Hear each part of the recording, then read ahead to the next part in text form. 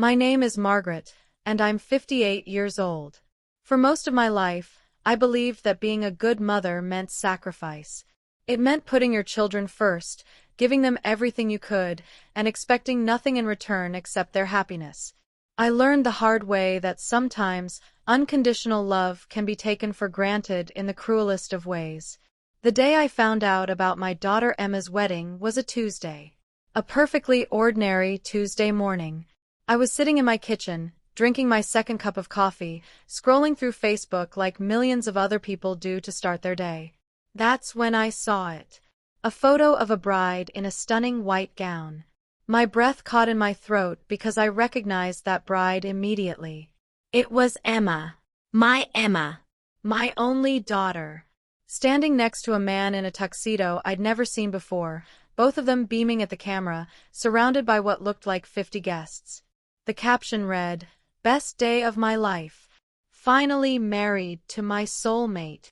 I stared at that screen until my coffee went cold. My hands were shaking so badly I nearly dropped my phone. This couldn't be real. There had to be some explanation. Maybe it was an engagement photo shoot styled like a wedding? Maybe it was for a magazine feature or a friend's photography project. But as I scrolled through the comments, reality crashed down on me like a wave. Congratulations, Emma. Beautiful ceremony. So glad we could be there. Welcome to the family, Jason. Person after person, many of whom I recognized as Emma's friends and even some distant relatives, celebrating her wedding. A wedding that had apparently happened 3 days ago. A wedding I knew nothing about. I called her immediately. My fingers fumbled with the screen as I pressed her name in my contacts. The phone rang once, twice, 3 times. Then voicemail. I called again. Voicemail. And again. On the 4th try, she answered.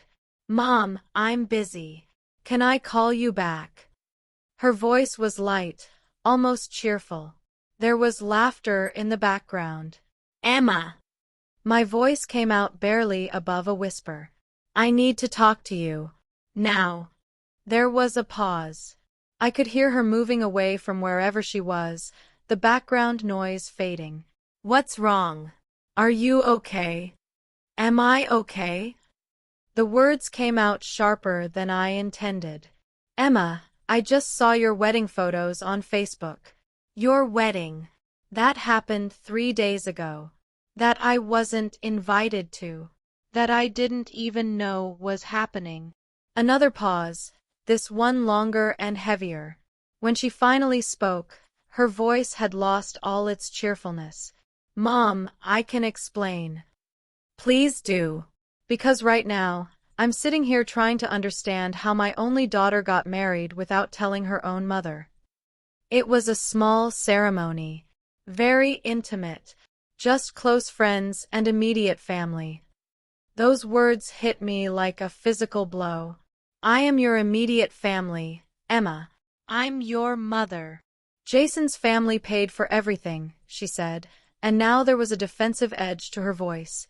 His parents planned it all.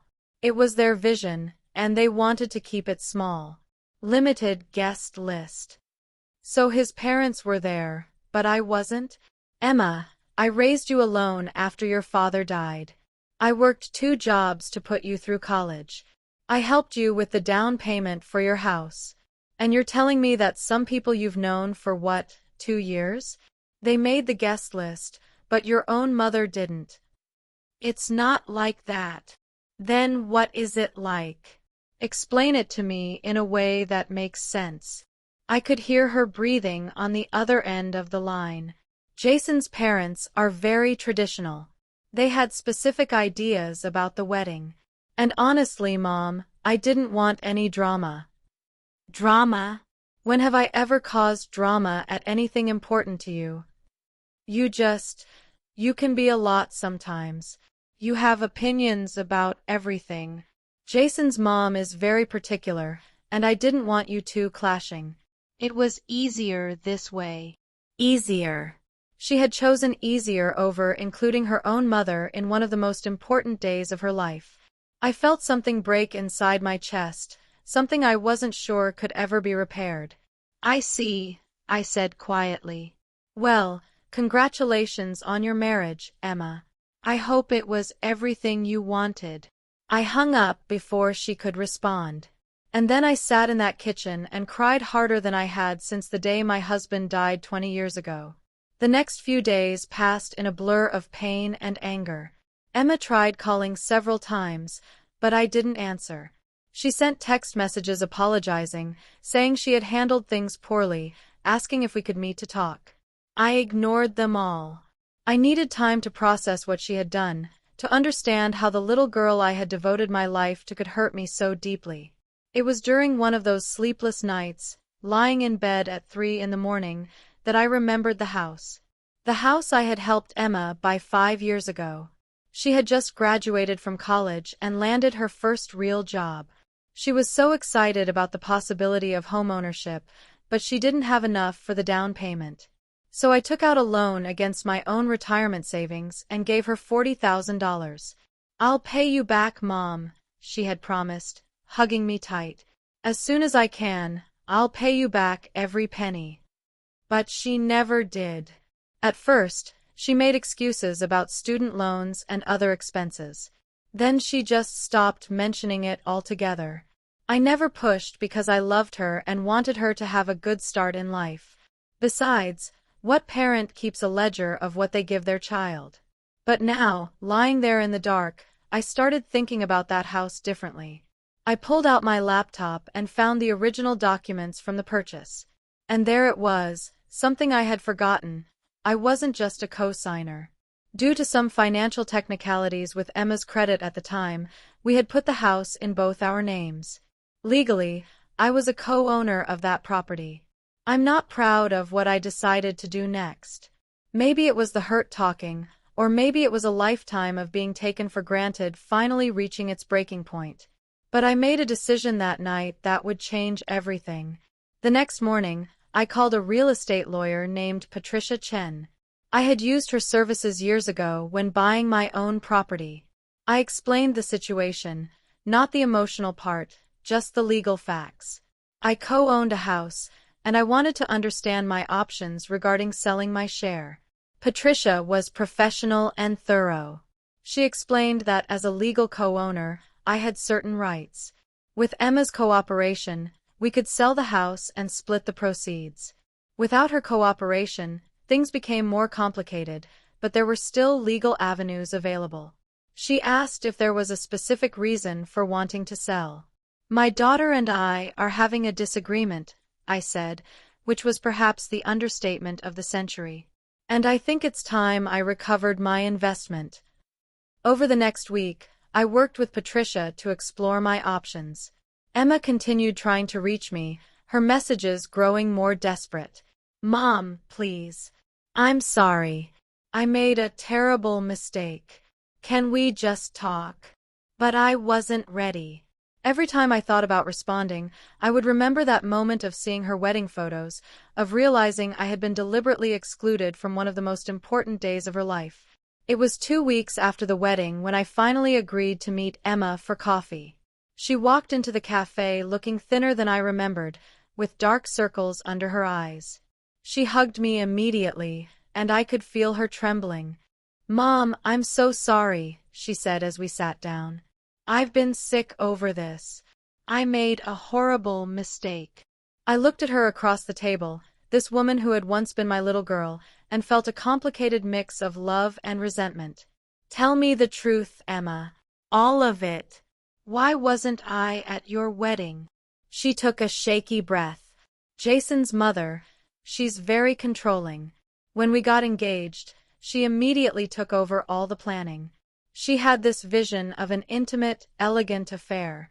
And she—" Emma paused, looking down at her hands. "She said you didn't fit the aesthetic she was going for." "The aesthetic?" "She's from old money, Mom. Very uptight about appearances and social class. She knew you worked in retail, that you didn't come from wealth, and she made comments about how you might embarrass them in front of their friends." The words stung, but not as much as what came next. And you agreed with her? I asked quietly. Emma's eyes filled with tears. I was weak. Jason kept saying we should just go along with what his mother wanted to keep the peace. And I convinced myself it would be okay, that you'd understand eventually. I told myself it was just one day and that our relationship was stronger than one event. But it's not just one event, Emma. It's what that event represents. You chose your new mother-in-law, who looks down on me for not being wealthy enough, over your actual mother who sacrificed everything to give you a good life. I know, she sobbed. I know, and I hate myself for it. Jason and I have been fighting about it constantly. He says I overreacted to his mother's demands, that I should have stood up for you. He's right.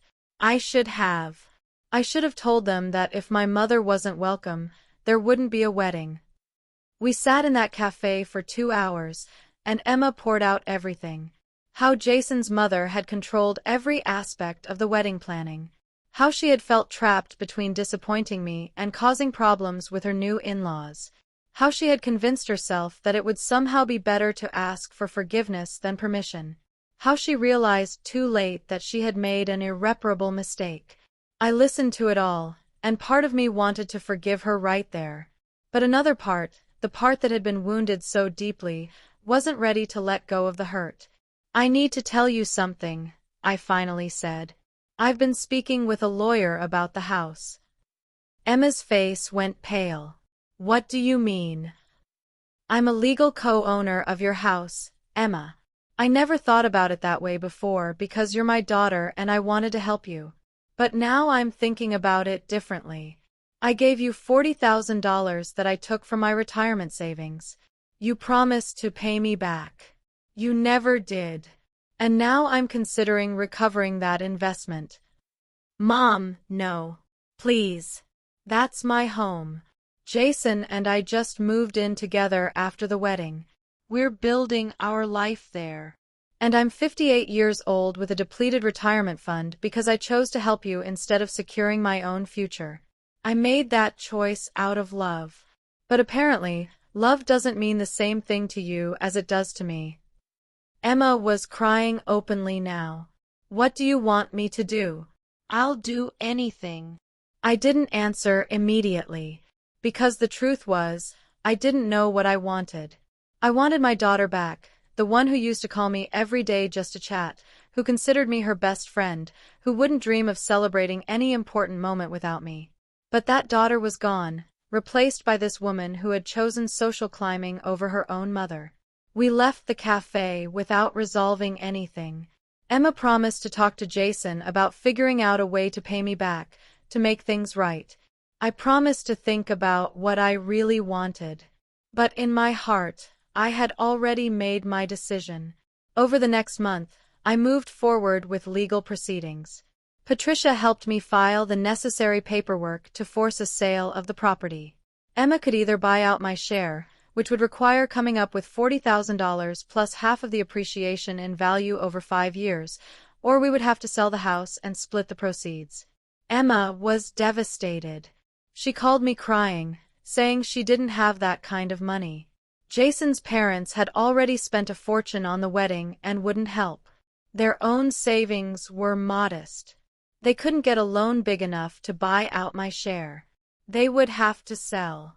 Mom, please, Emma begged during one particularly painful phone call. This is my home. All my memories with Jason are here. We painted the nursery because we're trying for a baby. Please don't do this. You painted a nursery in a house that's half mine without even asking me? The irony wasn't lost on me. Emma, you've made decision after decision that excluded me from your life. Your wedding. Your home. Your future children. At what point do I matter? You matter, she insisted. You're my mother. You're the most important person in my life. Then why don't you treat me that way? She didn't have an answer for that. The house went on the market in late September. It was a beautiful property in a good neighborhood, and the real estate agent was confident it would sell quickly. Emma moved through the process like a ghost, responding to necessary requests but barely speaking to me. Jason, to his credit, reached out to me directly. He invited me to lunch and spent the entire time apologizing. "Mrs. Carter, I failed Emma and I failed you," he said earnestly. "My mother was completely out of line, and I should have stood up to her. I should have insisted that you be at our wedding. Emma wanted you there, I know she did. But I let my mother bully both of us, and I'll regret that for the rest of my life." I studied this young man who had married my daughter. He seemed genuine in his remorse. "Do you love Emma?" I asked. "More than anything." "Then why did you let your mother convince you that I wasn't good enough to attend your wedding?" He looked ashamed. "Because I'm a coward. I've spent my whole life trying to please my parents, especially my mother. She has very specific ideas about how things should be, and it's always been easier to just go along with her. But I'm learning that some things are too important to compromise on." "Family is one of those things." "I'm glad you're learning that lesson," I said. "But it's coming at a high cost." The house sold in 3 weeks. The buyers were a young couple expecting their first child, excited about the nursery that Emma and Jason had just finished painting. The closing was scheduled for the first week of November. Emma stopped trying to contact me after the sale went through. I heard from mutual friends that she and Jason had rented a small apartment across town, that they were struggling financially but making it work, that Emma was heartbroken not just about losing the house but about our fractured relationship. I wish I could say I felt vindicated, that getting my money back felt like justice. But mostly I just felt empty. It was Thanksgiving that changed everything. I spent the day alone, which was something I had never done before. Emma and I had always spent Thanksgiving together, cooking too much food and watching old movies afterward. But this year, my phone stayed silent. Until it wasn't. At 8 o'clock that evening, long after I had picked at a grocery store rotisserie chicken and given up on the day, my phone rang. It was Emma. "Mom." Her voice was thick with tears. "I know I don't deserve to call you. I know I've ruined everything. But it's Thanksgiving, and I miss you so much. And I'm sorry. I'm so sorry for everything." I closed my eyes, and suddenly I was crying too. "I miss you too, baby." "I learned something," Emma continued through her tears. "Losing the house hurt. But losing you is unbearable. The house was just a building. But you're my mother. You're irreplaceable. And I took you for granted in the worst possible way." "Yes, you did. I don't know if you can ever forgive me. I don't know if I deserve forgiveness. But I need you to know that I understand now what I did. Not just excluding you from the wedding, but years of taking your sacrifices for granted. Never paying you back. Not calling enough. Treating you like you'd always just be there no matter how badly I treated you." "Emma." "Let me finish, please. I've been seeing a therapist since we lost the house.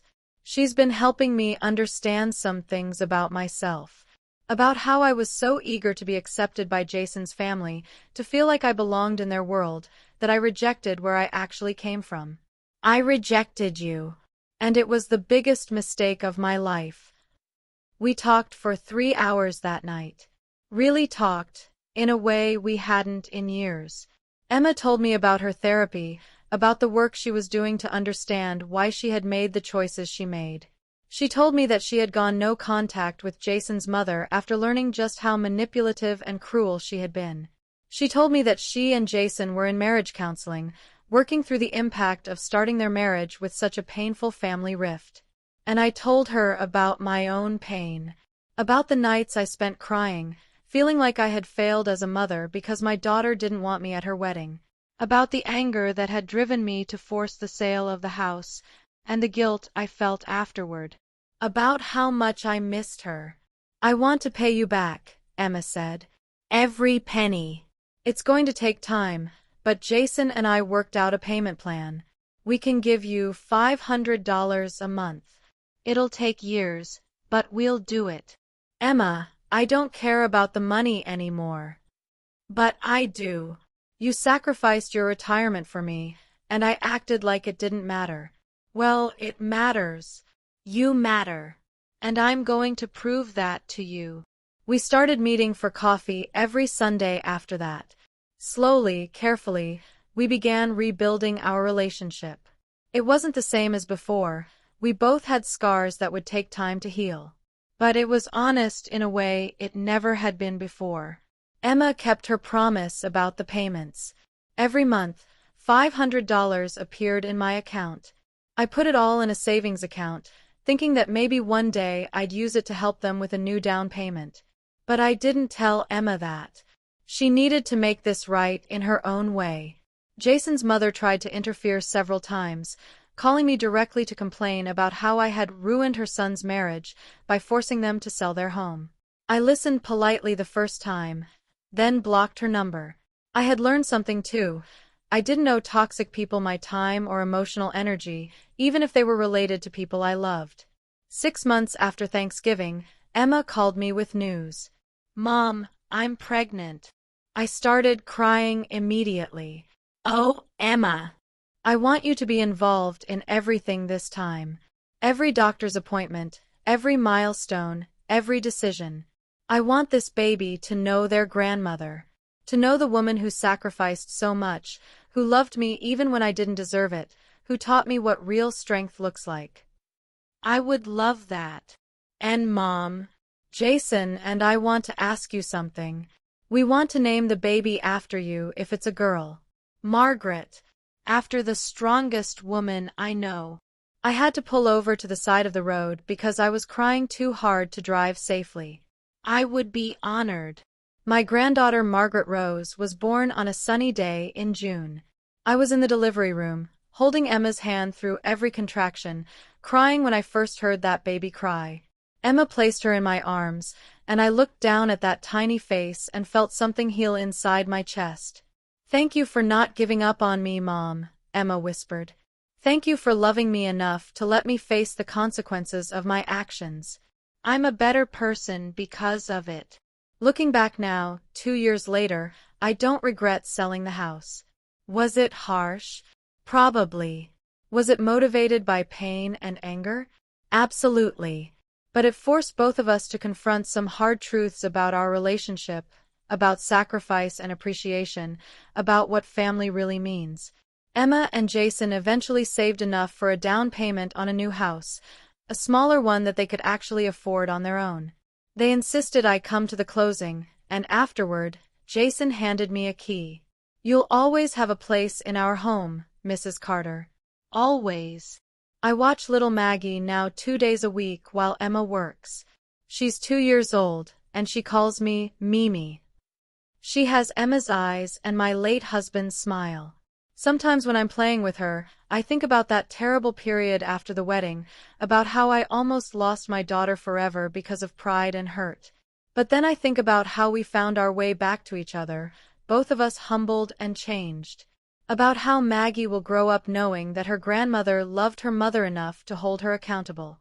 About how Emma learned that you can't take the people who love you for granted without consequences. The house I helped Emma buy, the house we eventually sold, was just a structure. But the lessons we learned from losing it built something more important, a real, honest, and appreciative relationship between mother and daughter. And that's a foundation no one can ever take away from us. Would I do things differently if I could go back? I honestly don't know. The pain of that time was real and deep. But so is the love we've rebuilt from the ashes. Sometimes families have to break a little to learn how to truly be whole. Sometimes love means letting go long enough for someone to realize what they've lost and choose to fight for it. Emma paid back every penny she owed me, plus interest, over the course of 4 years. The day she made the final payment, she brought Maggie to my house, and we had a little celebration. "This was never really about the money," Emma said, "but finishing this payment plan means something. It means I kept my promise. It means I acknowledged what you sacrificed for me. I handed her an envelope. Inside was a check for the full amount she had paid me back, plus additional money. What is this? Emma asked, confused. That's my gift to you and Jason for your 5th anniversary, and for being the kind of parents I see you becoming, and for raising Maggie to value family the way you've learned to value it. Emma started crying, and so did I. We held each other while Maggie played with her toys on the floor, oblivious to the weight of the moment. I love you, Mom, Emma whispered. I love you too, baby. I always have. Even when it hurt. That's what people don't tell you about family. Sometimes love looks like soft words and gentle gestures, and sometimes it looks like hard boundaries and painful consequences. Both are necessary. Both are valid. And both, ultimately, come from the same place, a desire to see the people we love become their best selves. The wedding I missed will always be a sad moment in our family history. But it's not the end of the story. It's just the chapter that taught us both the most important lessons of our lives. And for that, as strange as it sounds, I'm almost grateful. Because now when Emma calls me, I know she's calling because she wants to, not because she feels obligated. When she asks for advice, I know she values my opinion. When she includes me in her life, I know it's because she understands that I'm not just an accessory to be pulled out when convenient, but a vital part of her story. And when little Maggie asks about the day she was named, Emma will tell her about her grandmother Margaret. About a woman who loved her daughter enough to let her fail, to face consequences, and ultimately to grow. And maybe, just maybe, that will be the most important inheritance I can give to the next generation. The house is gone. The money has been repaid and gifted back. The wedding happened without me. But the family that emerged from those fires is stronger, more honest, and more appreciative than what we had before. And that, I've learned, is worth more than any house, any money, or any picture-perfect wedding day could ever be.